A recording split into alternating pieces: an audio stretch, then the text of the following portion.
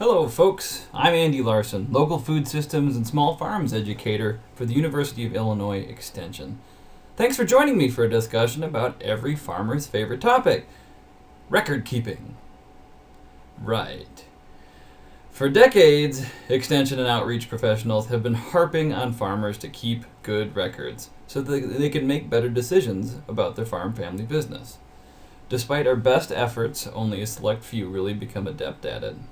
Many farmers at least try it, but sometimes the habits just don't stick. And who can blame them? I mean, record keeping is complicated, and it's time consuming. It's a lot of hard work. However, you have all chosen to get started in farming. So clearly, none of these obstacles are insurmountable for the likes of you.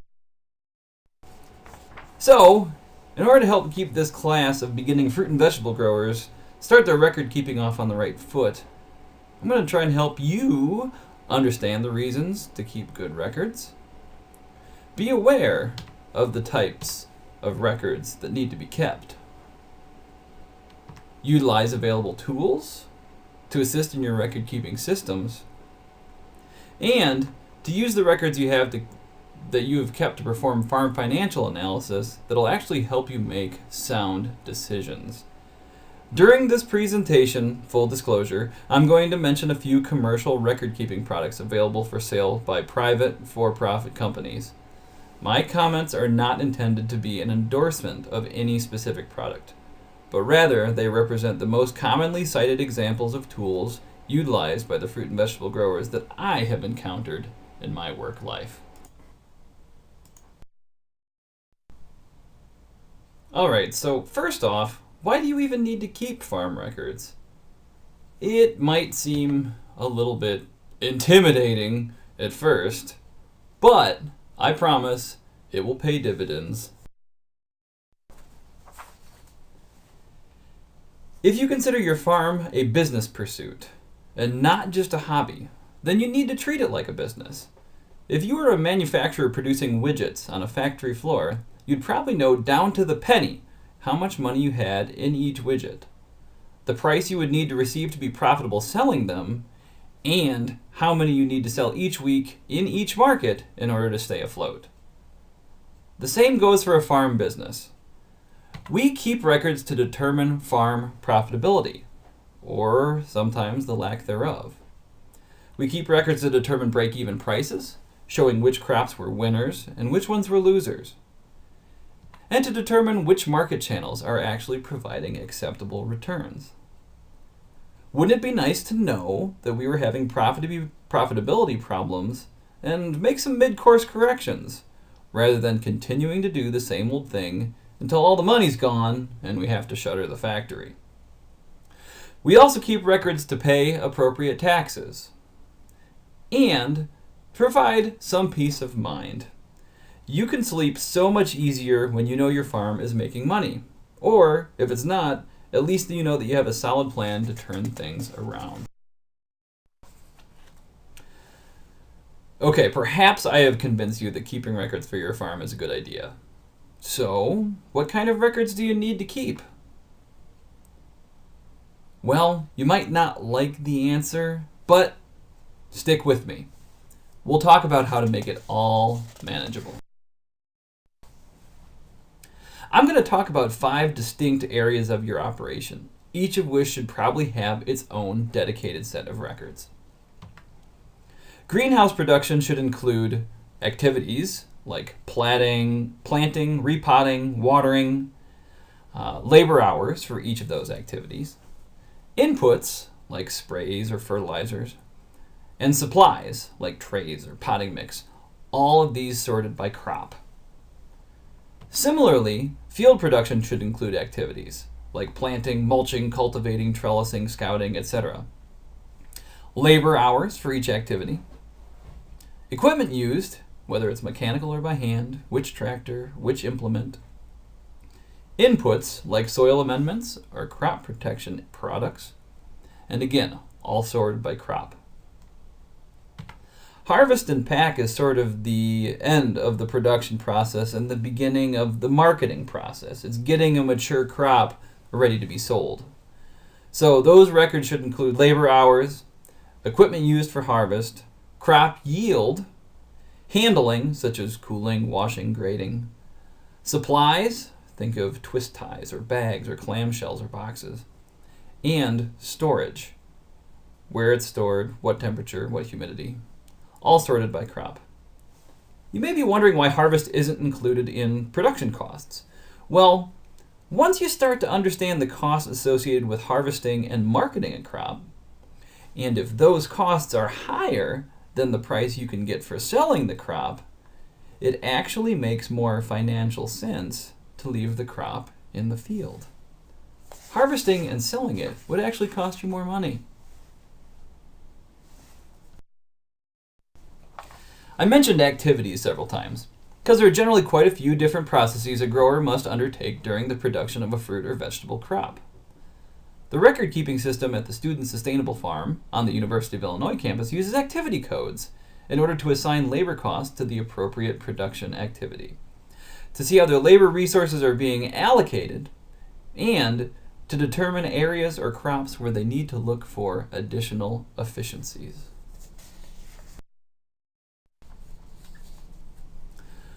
Of course, there are going to be some expenses that aren't easily allocated to a specific crop, like the management time it takes to, for example, make sales calls, rectify customer issues, and, of course, do your record keeping.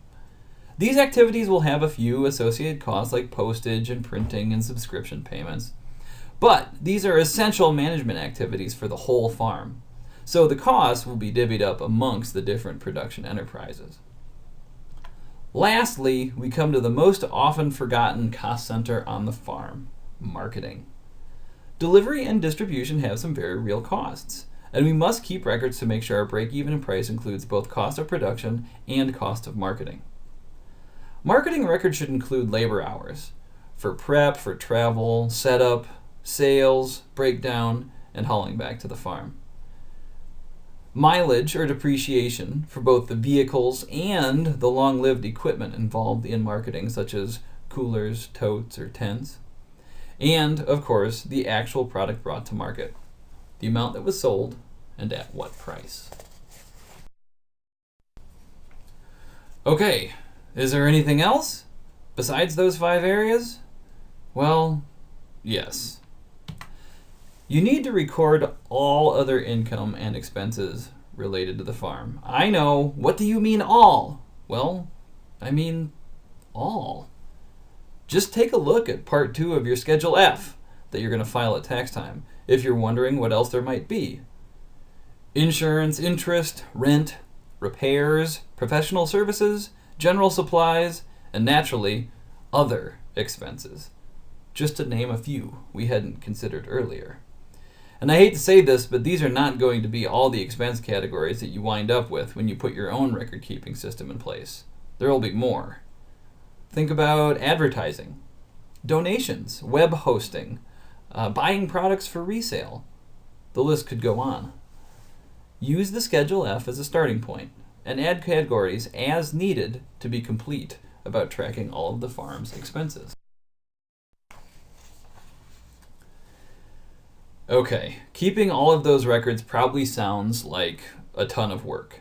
And I'd be lying if I didn't acknowledge that record keeping does indeed occupy a substantial number of a farmer's hours in the average year. Many of these records need to be kept monthly. Some have to be kept weekly or even daily. Fortunately for us, there are quite a few tools available to help streamline your record keeping process. But I want to say right up front that the shoebox or the envelope is not one of them. Handing your tax accountant a huge pile of receipts at the end of the year and hoping for the best is not a financial management technique. Plus, it almost certainly annoys your accountant.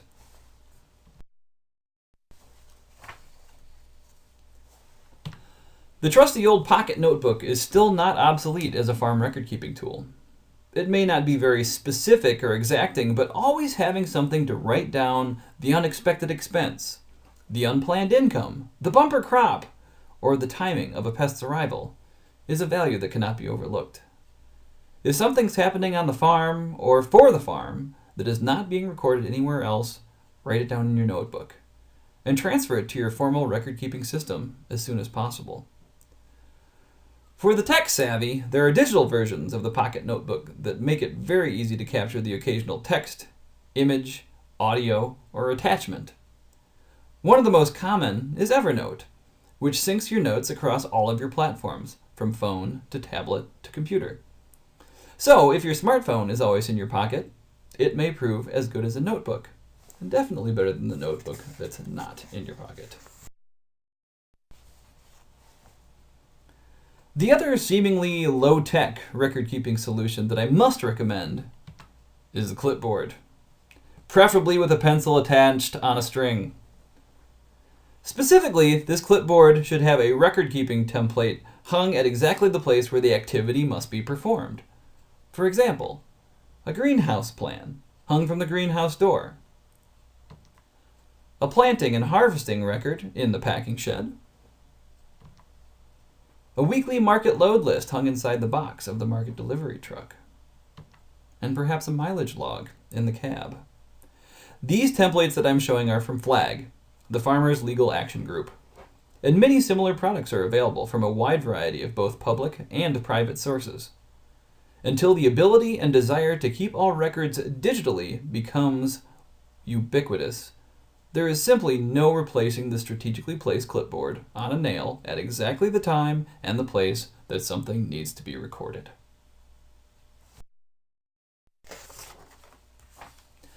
For those of you allergic to pencil and paper and desiring a more 21st century approach to your record keeping, don't worry, I have some great tools for you too. This may sound kind of trite, but the first and foremost digital tool that I'm going to recommend is the Spreadsheet. This is not groundbreaking in any way, but there is no other tool that has proven more valuable to the farmers I know than the self-built spreadsheet that keeps exactly the data and performs exactly the calculations that an individual producer desires, without any extraneous noise and without a steep learning curve. It may not be the most elegant user interface, but it works perfectly for the person that created it. If you don't use spreadsheets, I'd recommend you find a tutorial and start.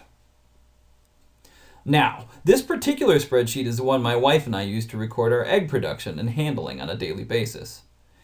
It's a little bit fancy because it has an additional feature of being cloud-based. It's part of the Google Drive suite of web apps. This one's called Sheets. I created it with my computer. I shared editing permission with my wife, and now we both update it with our phones. Hers being an iPhone, and mine an Android. It's free, it's always saved, and all you need is a Google account. This will likely be how my wife and I continue to develop our record-keeping system so we continually can update on the go. Another nifty feature of Google Drive is the Forms app. Forms is essentially a stripped-down survey builder that allows a user to input a response that is automatically used to populate a spreadsheet data repository. John Hendrickson from Stone Circle Farm, and also the University of Wisconsin Center for Integrated Ag Systems, uses Forms to create work logs for the employees on his farm. When an employee completes a task, they simply jump on their smartphone and enter who they are, the date if it's other than today, the crop from a drop-down menu, the activity, and the time spent in hours to the quarter hour. This information automatically goes to a spreadsheet that John can use to generate payroll, allocate costs, or analyze the time intensity of a particular crop. If this sounds like a neat trick to you, John has created a little tutorial on YouTube about using Google Forms for work logs. It can be accessed via the link on this slide.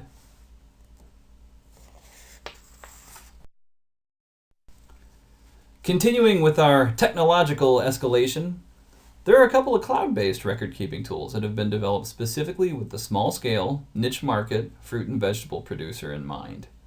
The first is called AgSquared, and it incorporates planning, management, record-keeping, and analysis tools all into a web-based user interface. Also, AgSquared has recently developed interoperability with local dirt, lending it some sales and inventory tracking functions. There is a subscription fee, and it can't be as personalized as a spreadsheet you develop yourself, but it does eliminate the whole development step. Here are those realms that it works within: planning, management, record keeping, and analysis. Additionally, the fruit and vegetable farmer interested in organic production may want to investigate CogPro, which stands for Certified Organically Grown. The system integrates a slew of farm information, activities, and inventory for both crop and livestock farms. It integrates these into regulatory reports for the organic certifier. It even has a gaps section for those pursuing good agricultural practices certification.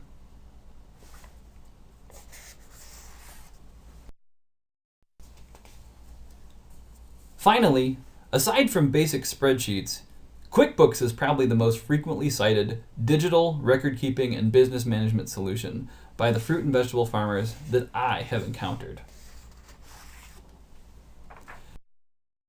A suite of tools that provides any small business with a dashboard, areas to manage customers, vendors, and employees, record transactions, generate reports, and even help you pay sales tax. You may not need all of the capabilities that QuickBooks can provide, so be careful what you pay for. So far, it may seem like I have asked you to generate a whole bunch of data about every little aspect of your farm enterprise. And I guess I kind of have. But with the records you've generated so far, you should have no trouble gathering everything you'll need to fill out your Schedule F come tax time. And your accountant may very well thank you profusely. But all of this effort will have been for nothing if you do not take this information and process it into a form that actually tells you something about the performance of your business.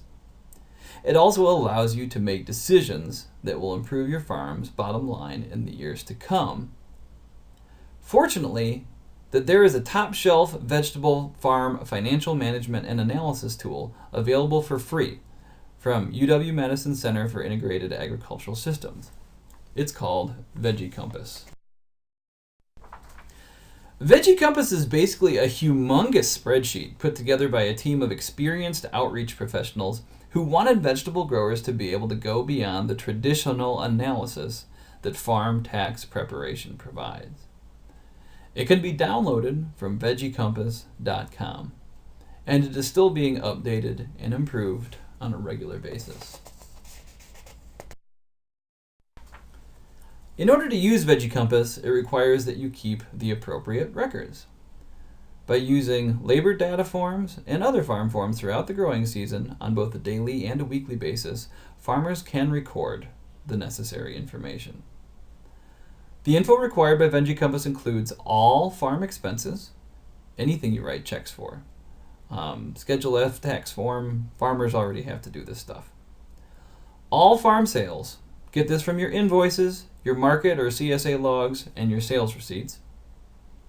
How much field space each crop occupies, along with the total area farmed.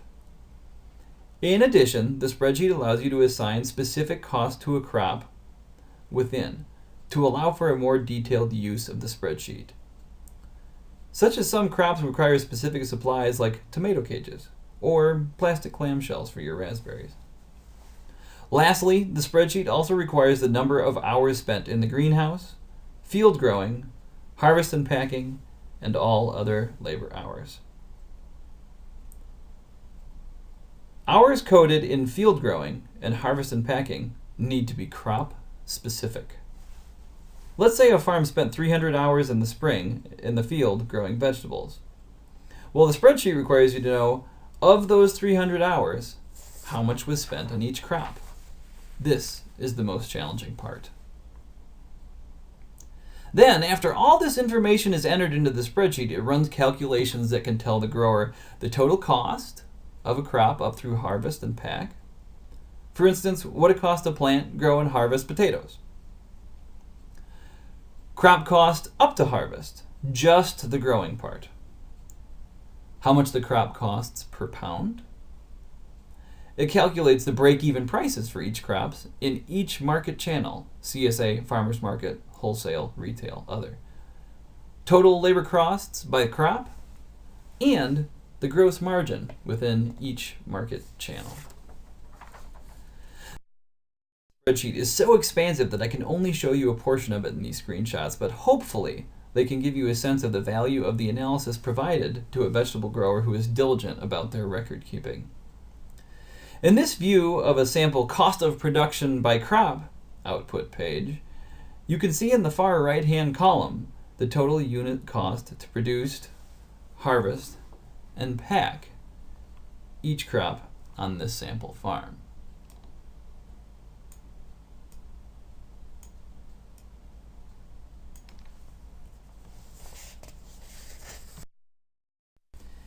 In this view of the sales output by market channel output page, a grower can see the net profit over all market channels attributed to any given crop on their farm. I'm only showing the total here, but I know for a fact that this grower is going to be rethinking her broccoli production for next season.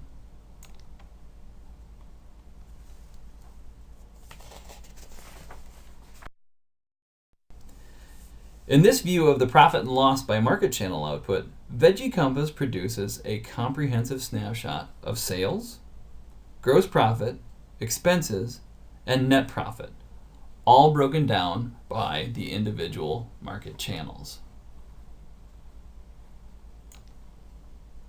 You can see that this grower is going to have to find some efficiencies in her farm stand operation, or she is likely going to have to discontinue this part of the enterprise.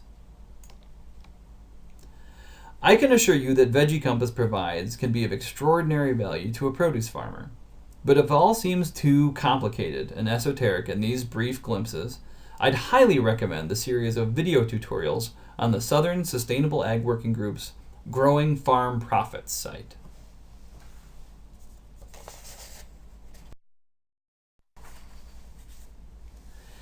I know this may have seemed like a whirlwind introduction to a fairly complicated arena of farm record-keeping tools and processes, but let me reiterate some of the take-home points that I really want to stick with you.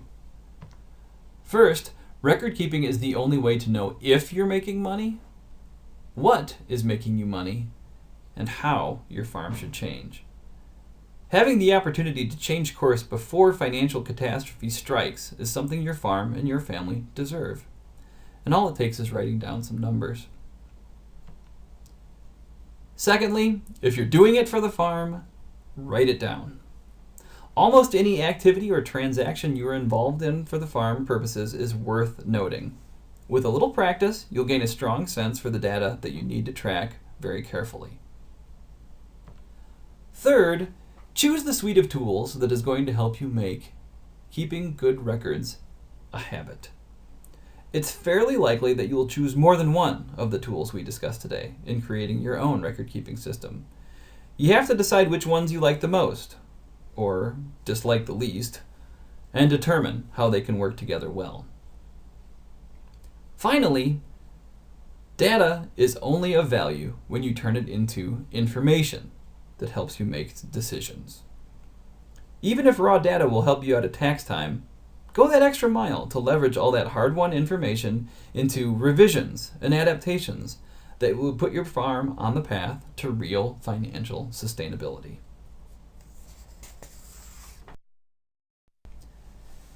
Here are links to some resources: Veggie Compass and the Southern Sustainable Ag Working Group's tutorials on how to use it.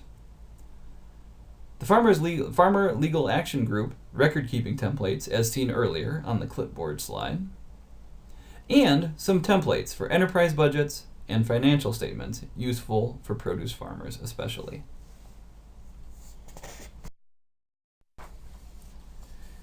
Here are links to two of the Bibles of vegetable farm financial management: Fearless Farm Finances and the Organic Farmer's Business Handbook by Richard Wiswall, as well as numerous farm financial management resources from Moses, the Midwest Organic and Sustainable Education Service, and the Farmer's Tax Guide from the IRS for a little light reading.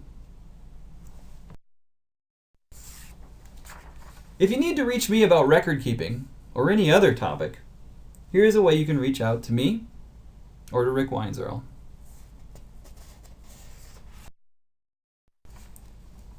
Thanks so much for your time and attention, and remember that when you're wading through bank statements and spreadsheets late some evening next season, record keeping isn't always fun, but it is a functional way to get the information you need to keep your farm afloat.